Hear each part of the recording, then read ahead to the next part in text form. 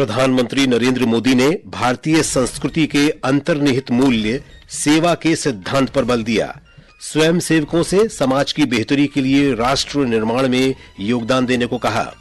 केंद्र सरकार ने 2025 तक देश को टीबी मुक्त बनाने के लिए 100 दिन का राष्ट्रव्यापी टीबी उन्मूलन अभियान शुरू किया। विदेश मंत्री सुब्रमण्यम जयशंकर ने वैश्विक संघर्षों को हल करने के लिए नवीन और भागीदारीपूर्ण कूटनीति का आह्वान किया। दक्षिण कोरिया के राष्ट्रपति यून सुक योल के खिलाफ संसद में विपक्ष का महाभियोग प्रस्ताव गिरा। सीरियाई विद्रोहियों ने कई शहरों पर कब्जे के बाद राजधानी दमिश्क को घेरने के लिए अभियान शुरू किया। और सिंगापुर में विश्व शतरंज चैंपियनशिप में ग्रैंड मास्टर डी गुकेश और विश्व चैंपियन चीन के डिंग लिरेन के बीच 10वीं बाजी भी ड्रॉ रही।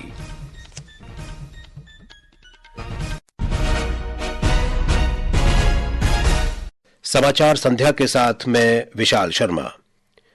प्रधानमंत्री नरेंद्र मोदी ने कहा है कि भारत वर्ष 2047 तक विकसित राष्ट्र बनने के लक्ष्य की दिशा में कार्य कर रहा है। बोचासन वासी अक्षर पुरुषोत्तम स्वामीनारायण संस्था BAPS के विश्व भर के 1 लाख स्वयंसेवकों की सेवा के सम्मान में गुजरात के अहमदाबाद में आयोजित कार्यकार स्वर्ण महोत्सव को वर्चुअल रूप से संबोधित करते हुए श्री मोदी ने ये बात कही। आज भारत 2047 तक विकसित होने के लक्ष्य पर काम कर रहा है। अगले 25 वर्षों की देश की यात्रा जितनी भारत के लिए महत्वपूर्ण है, उतनी ही BAPS के हर कार्यकर के लिए भी अहम है। BAPS कार्यकरों का ये सेवा अभियान इसी तरह निर्बाध गति से आगे बढ़ता रहेगा। सेवा के सिद्धांत को भारतीय संस्कृति का अंतर्निहित अंग बताते हुए प्रधानमंत्री ने स्वयंसेवकों से आग्रह किया कि वे समाज की बेहतरी के लिए संकल्प पूरे कर राष्ट्र निर्माण में योगदान दें। हमारी संस्कृति में सेवा को सबसे बड़ा धर्म माना गया है। सेवा परमो धर्मः। ये सिर्फ शब्द नहीं, ये हमारे जीवन मूल्य है। सेवा को श्रद्धा, आस्था और उपासना से भी ऊंचा स्थान दिया गया है। कहा भी गया है, जन सेवा तो जनार्दन सेवा के ही बराबर है। प्रधानमंत्री ने यूक्रेन में युद्ध के दौरान भारतीय नागरिकों को सुरक्षित निकालने के लिए BAPS के प्रयासों की सराहना की। उन्होंने कहा कि BAPS के व्यापक मानवीय कार्यों के कारण विश्व में भारत की ताकत और प्रभाव में वृद्धि हुई है। श्री मोदी ने वैश्विक स्तर पर देश की सांस्कृतिक और आध्यात्मिक धरोहर का प्रसार करने के लिए BAPS के योगदान का उल्लेख किया।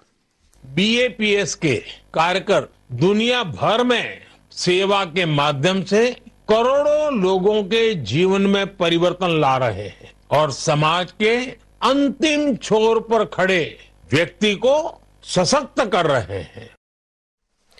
स्वास्थ्य मंत्री जगत प्रकाश नड्डा ने कहा है कि टीबी यानी तपेदिक मुक्त भारत का लक्ष्य प्राप्त करने के लिए कोई कसर नहीं छोड़ी जाएगी।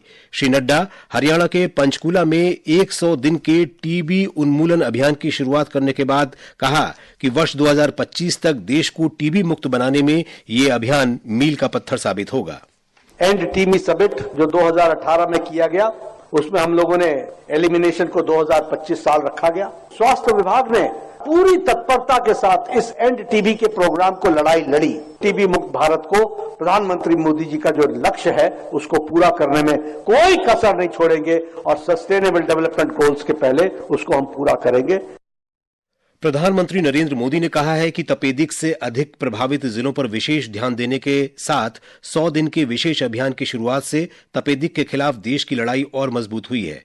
श्री मोदी ने कहा कि देश में रोगियों को दोगुनी सहायता, जनभागीदारी, नई दवाओं, प्रौद्योगिकी के उपयोग और बेहतर नैदानिक उपकरणों के साथ बहुआयामी तरीके से तपेदिक बीमारी से लड़ रहा है। नागालैंड के स्वास्थ्य मंत्री पी पाइवांग कोन्याक ने आज कोहिमा में तपेदिक उन्मूलन पर 100 दिन के सघन अभियान की शुरुआत की। श्री कोन्याक ने कहा कि तपेदिक लंबे समय से चली आ रही सार्वजनिक स्वास्थ्य चुनौती रही है।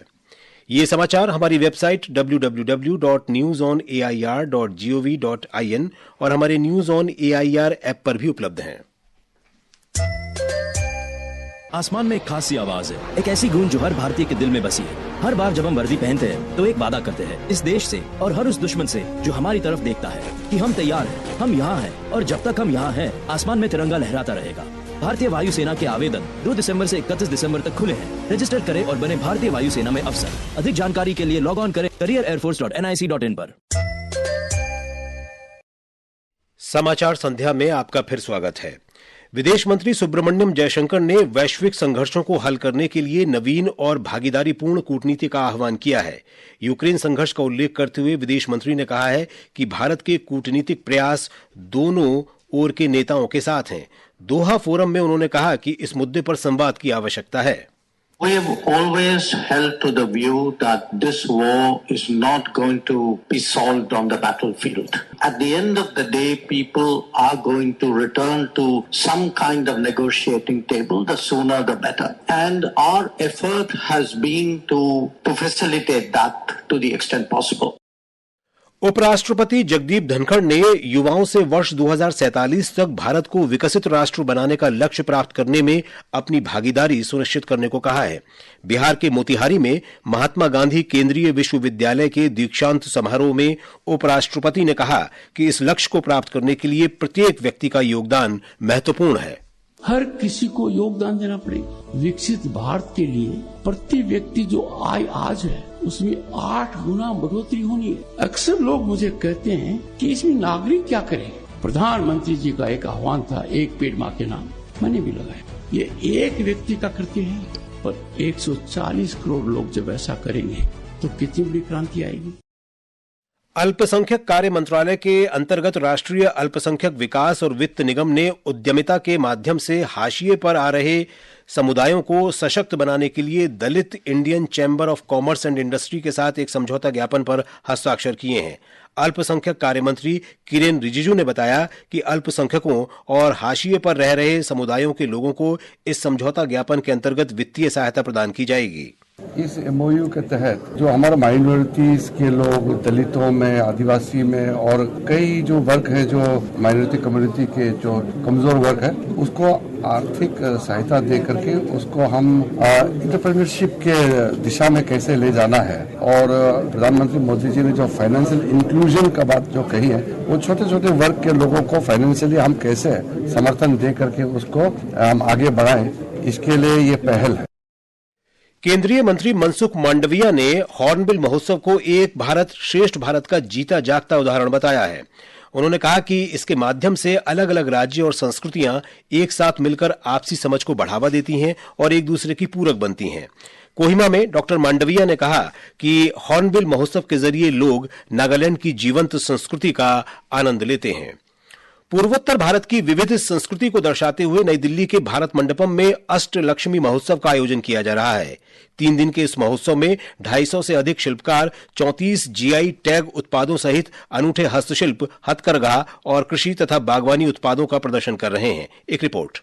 इस महोत्सव में पूर्वोत्तर भारत के प्रसिद्ध मूगा और एरी सिल्क को समर्पित मंडप का निर्माण किया गया है। मेले में बनाया गया ग्राम हाट बाजार आकर्षण का बड़ा केंद्र बनकर उभर रहा है, जिसमें पूर्वोत्तर भारत के 320 किसान और कारीगर अपनी उत्पाद और कला का प्रदर्शन कर रहे हैं। आज एक तकनीकी सत्र को संबोधित करते हुए पूर्वोत्तर क्षेत्र विकास मंत्री ज्योतिरादित्य सिंधिया ने कहा कि केंद्र सरकार पूर्वोत्तर के सभी राज्यों को अपनी विशेषताओं को निखारने और दुनिया के सामने प्रस्तुत करने में मदद कर रही है। आकाशवाणी समाचार से विशेष बातचीत करते हुए मेघालय के मुख्यमंत्री कॉनराड संगमा ने कहा है कि अष्टलक्ष्मी महोत्सव सभी हितधारकों को एक मंच पर लाने में एक महत्वपूर्ण भूमिका निभाएगा। The Northeast states come together and work as a team.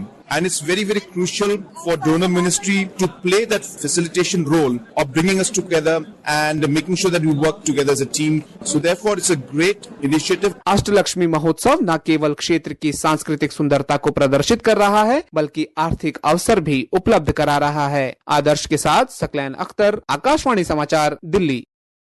केंद्रीय मंत्री सर्बानंद सोनोवाल ने कहा है कि हिंदी भाषा हम सभी को एकजुट करती है और एक भारत श्रेष्ठ भारत की अवधारणा में इसकी महत्वपूर्ण भूमिका है। तमिलनाडु के चेन्नई में दक्षिण भारत हिंदी प्रचार सभा में उन्होंने कहा कि ये सभा महात्मा गांधी की प्रेरणा से काम करती है।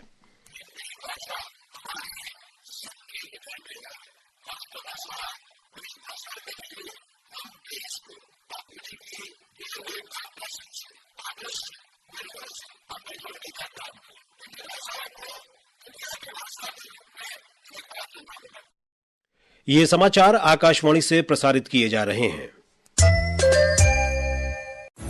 भारत सरकार ने देश भर में 21वीं पशुधन गणना आरंभ कर दी है। सरकारी कर्मचारी आपके घर भी आते ही होंगे। सभी पशुपालक अपने पशुओं की सही जानकारी दें ताकि सरकार आपके लिए बेहतर योजनाएं बना सके।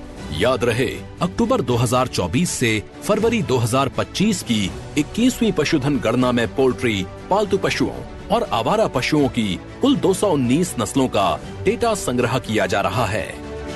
कोई भी पशु छूटने ना पाए। मेरे पशु मेरी जानकारी, होगी समृद्ध संपदा हमारी। पशुपालन और डेयरी विभाग द्वारा देश हित में जारी।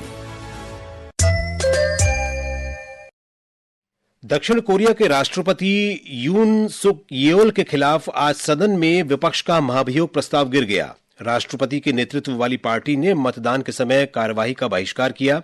राष्ट्रपति पर महाभियोग चलाने के लिए 300 सदस्यों वाले सदन में से 200 सदस्यों की आवश्यकता होती है।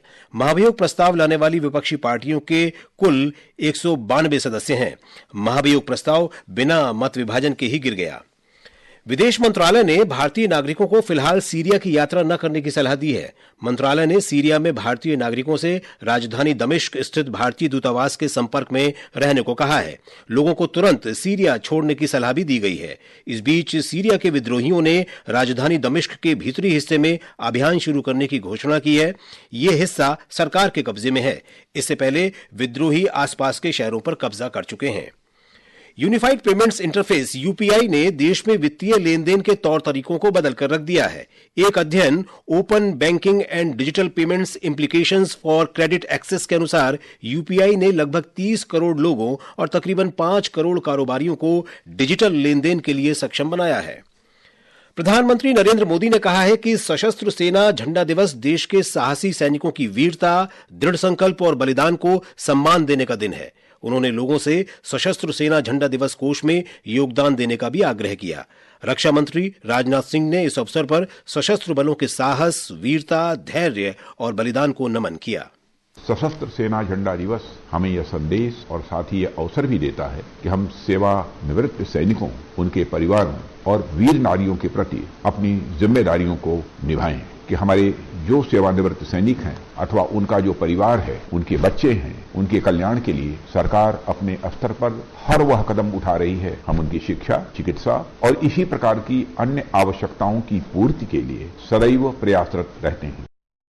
प्रसार भारती के अध्यक्ष नवनीत सहगल ने कहा है कि दूरदर्शन का वेव ओटीटी प्लेटफॉर्म परिवार के सभी सदस्यों के लिए समग्र और साफ सुथरा मनोरंजन प्रदान करेगा। गुजरात के अहमदाबाद में उन्होंने कहा कि वेव के माध्यम से लोगों को नए कार्यक्रम के साथ दूरदर्शन के पुराने और लोकप्रिय कार्यक्रम देखने का भी अवसर मिलेगा। सिंगापुर में विश्व शतरंज चैंपियनशिप में ग्रैंडमास्टर डी गुकेश और विश्व चैंपियन चीन के डिंग लिरेन के बीच आज 10वीं बाजी भी ड्रॉ रही। दोनों खिलाड़ी 5-5 अंक लेकर बराबरी पर हैं। एडिलेड में ऑस्ट्रेलिया के साथ दूसरे क्रिकेट टेस्ट मैच के दूसरे दिन भारत ने दूसरी पारी में 5 विकेट पर 128 रन बना लिए हैं। भारत अभी भी 29 रन से पीछे है। ऋषभ पंत 28 और नीतीश कुमार रेड्डी 15 रन बनाकर क्रीज पर हैं। इससे पहले ऑस्ट्रेलिया ने पहली पारी में 337 रन बनाए थे। और अब अंत में मुख्य समाचार एक बार फिर। प्रधानमंत्री नरेंद्र मोदी ने भारतीय संस्कृति के अंतर्निहित मूल्य सेवा के सिद्धांत पर बल दिया। स्वयंसेवकों से समाज की बेहतरी के लिए राष्ट्र निर्माण में योगदान देने को कहा। केंद्र सरकार ने 2025 तक देश को टीबी मुक्त बनाने के लिए 100 दिन का राष्ट्रव्यापी टीबी उन्मूलन अभियान शुरू किया। विदेश मंत्री सुब्रमण्यम जयशंकर ने वैश्विक संघर्षों को हल करने के लिए नवीन और भागीदारीपूर्ण कूटनीति का आह्वान किया। दक्षिण कोरिया के राष्ट्रपति यून सुक येओल के खिलाफ संसद में विपक्ष का महाभियोग प्रस्ताव गिरा। सीरियाई विद्रोहियों ने कई शहरों पर कब्जे के बाद राजधानी दमिश्क को घेरने के लिए अभियान शुरू किया। और सिंगापुर में विश्व शतरंज चैंपियनशिप में ग्रैंडमास्टर डी गुकेश और विश्व चैंपियन चीन के डिंग लिरेन के बीच 10वीं बाजी भी ड्रॉ रही। इसके साथ ही समाचार संध्या का ये अंक समाप्त हुआ। नमस्कार।